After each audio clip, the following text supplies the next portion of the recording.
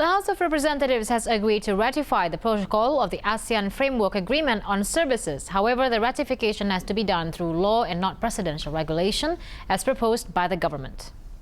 Of deposit, kemudian lending of all types. The door for national banks to expand to Southeast Asian countries is slowly opening after the DPR agreed to ratify AFAS protocol on liberalizing Asian banking sector. But the House has asked that it should be done through a law, not a presidential regulation. Head of House Commission 11, Fadil Muhammad says the law will consist of 3 to 4 articles that cover the AFAS protocol ratification. It's expected to allow Indonesia to take advantage of the bilateral reciprocal fundamental between nations that are members of the Asian Banking Integration Framework to allow expansion to ASEAN countries and for banks in ASEAN countries to expand in Indonesia. Meanwhile, Finance Minister Bambang Brojonegoro says the protocol ratification that regulates the flow of banking liberalization has to be completed before the ASEAN Finance Ministers meeting in April. So far, only Indonesia and Cambodia that haven't ratified the protocol.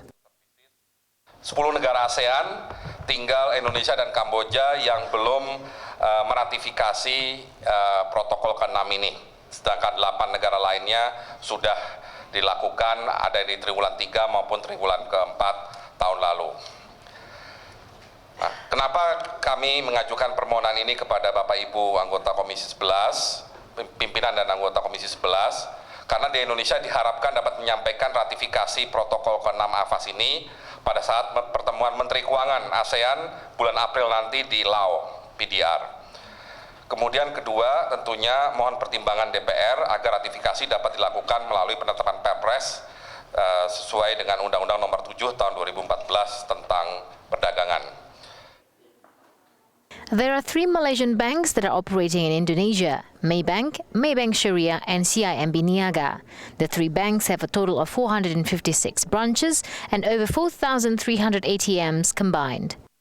Singapore has 4 banks operating in the country: Development Bank of Singapore, OCBC, UOB and Danamon, with a total of over 2,100 branches and over 2,400 ATMs combined, while Indonesia only has 1 branch office and 1 ATM unit in each country. Bank Indonesia Governor Agus Martowardoyo hopes the ratification of the AFAS protocol can see more Indonesian banks expand to other countries in the region.